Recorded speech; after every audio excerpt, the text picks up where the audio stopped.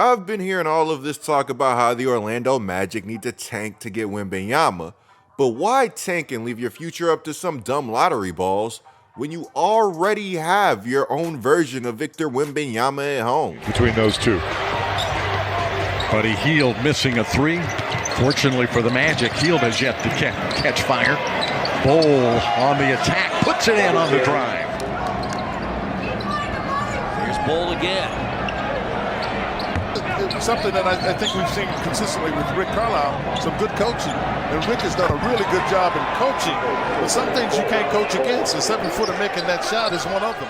That's jokes, guys. On a much more serious note, Bol Bol has been breathtaking as of late, and it makes me want to shed a tear. Recently, Bol Bol has been doing the unthinkable, which has led many to ask what's truly been the catalyst for this inspiring turnaround. It's also led people to ask, well, how good is Bol Bol really? And in this video, we have to get into that, but first, guys, I've been using PrizePicks almost every single day to make games more interesting, and let me tell you that the experience is game-changing. For those that didn't know, PrizePicks is the easiest way to play daily fantasy in states like California, Texas, and more. Guys, with PrizePicks, it's just you against the projections, and this week they're making winning easier than ever with a Thanksgiving free square. PrizePicks actually cut Justin Jefferson's receiving yards projection from 95.5 to just 0.5. If you use this square, your odds are not affected. So you can still do that 6-pick flex that I talked about last week and have a chance to 25 times your entry. Remember, with PrizePicks, you can mix entries across sports, which makes Jay Jettas just having to get 0.5 yards clutcher than ever. You could also just do that 2-pick power play and just have to win one square. It's so simple. Now here's the best part. When you click the link in the description and download PrizePicks, if you use code COOP when you sign up, you will get your first deposit matched for up to $100. But I want an apology from all you guys. For what? Because at the beginning of the year, they asked me who I would start a team with. I said Bol Bol. And all you guys laughed at me. All you guys Don't laugh laughed at me. I'm picking him for Rookie of the Year. I'm a Bol Bol. I'm on the bandwagon. Yeah, Bol Bol. I'm on a Bol Bol bandwagon. When I said Bol Bol, you said, no, come on with them. I feel like the NBA has this massive obsession with finding the next big thing. It feels like every year there's just this massive interest shift. When Bol Bol was hot, he was hot. And while others would cool off on the Bol Bol hype train, you guys know that we had to stay solid and stay the course. I don't know how many people are like me, but if I like you as a player, it takes entirely too much for me to give up on you. You guys probably hear me say this way too much, and at this point, you're asking yourself what prospects I don't like in the NBA draft. But in 2019, Bol Bol was legit one of my favorite prospects in the whole entire draft. And as always, I have the tweets to prove it. You know what? I'm actually going to show you guys one that shows how down bad I was in 2019 also. I'm showing you guys both sides of the situation. In 2019, I tweeted that Bol Bol is a perfect fit next to Julius Randle. Now, in my defense, Julius Randle was hooping in 2019. He wasn't pouting, throwing fits, or doing any of that stuff. He was actually hooping. Anyways, let me remind you guys that I also emphasized that I was down bad. AD had us in a tough spot. What do you want from me? I won't lie to you guys though. In 2019, I did think that Bol Bol was going to be a lottery pick. Imagine my shock when he fell to the 44th pick. Here's a reminder that in 9 games at Oregon, Bol Bol averaged 21 points, 9.6 boards, and 2.7 assists on 56% from the field and 52% from 3. That's not normal for anybody, let alone a 7'2" player. Though I didn't like Bol Bol falling, I understand why he did. Unfortunately, those 9 games played and injury issues would be enough to scare teams away, but not Denver. Denver embraced the vision until they didn't. With the Nuggets, Bol would flash and they'd experiment, but he'd find himself in Malone's doghouse more times than not. As I said in my last Bol Bol video, though his mind wasn't right, Denver also wasn't right for him. It just wasn't the right situation.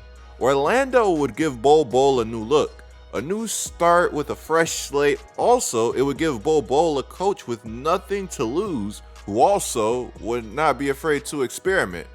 Personally, I love coaches who fit that mad scientist archetype. Every now and then we see a coach put their lab coat on some Rick and Morty stuff and really push the norms.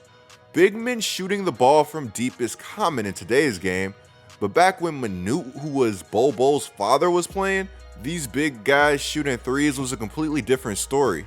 What's incredible is back then, Manute was actually encouraged to take these threes, in part thanks to evil genius coach Don Nelson.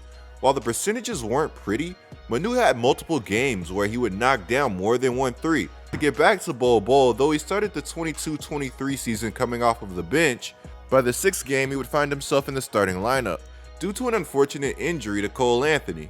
He would start alongside the 6'10 Wendell Carter Jr., the 6'10 Franz Wagner, and the 6'11 Paulo Banchero, which, by the way, if you guys want a video on Banchero, please just let me know. I got this guy in the 4th round of my fantasy basketball league and I could not be happier.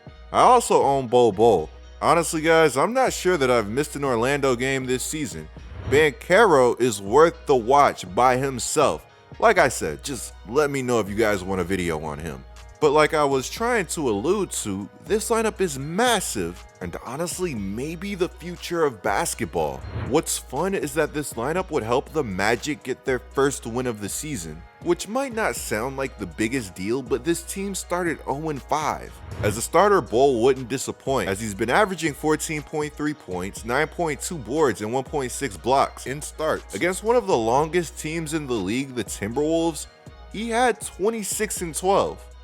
Mind you that overall this season, he's averaging 13 points, 8 boards, and shooting 60.1% from the field and 42.4% from 3. And this guy has taken some tough threes and created a ton of his own shots. It's been surreal watching Bol get a block or grab a board and take the ball the length of the floor, maneuvering his way to the basket to finish at the rim. Once he gets ahead of steam, he's hard to stop. The handle isn't perfect, but it's effective. I've noticed some teams trying to force him to pick up his dribble before he even gets going, and sometimes it works, but other times it backfires as he puts his skill and versatility on full display. At 7'2", this guy is ridiculously slithery. Look at this possession by Bol, where he gets the board, pushes the tempo, has to pick up his dribble, and forces a double team that features 2 good defenders in Miles Turner and Jalen Smith. He just elevates over them and knocks down the shot like they're not there, and runs the other way like it was just another day. Listen to the commentator, even he was speechless. Is him over, 2 defenders come, fadeaway jumper, got it. Even with Wendell Carter Jr. battling some injury issues in Orlando, the team would opt to remain big and move Mo Bamba, who has been a recent addition to the rotation, into the starting lineup. And while I wish Bamba had a more consistent motor, he hasn't looked bad at all. He reminds me of a much cheaper and much more raw Miles Turner. Bamba has a 7'10 wingspan, and Bol Bol, he has a 7'8 wingspan. All I'm going to say is that this lineup equates to a ton of length and a ton of blocks. Guys, imagine being a defender and the next thing you know, you have a Bol Bol and Mo Bamba pick and roll coming at you. If you're a Magic fan, there's a lot to be excited about down there. Jalen Suggs has been looking confident and not hesitating. Wendell Carter Jr.'s defense is nuts and he reminds me of a mini Embiid at times, which shout out to that trade by the way. Banchero is Banchero. Again, you guys let me know if y'all want a video on Banchero.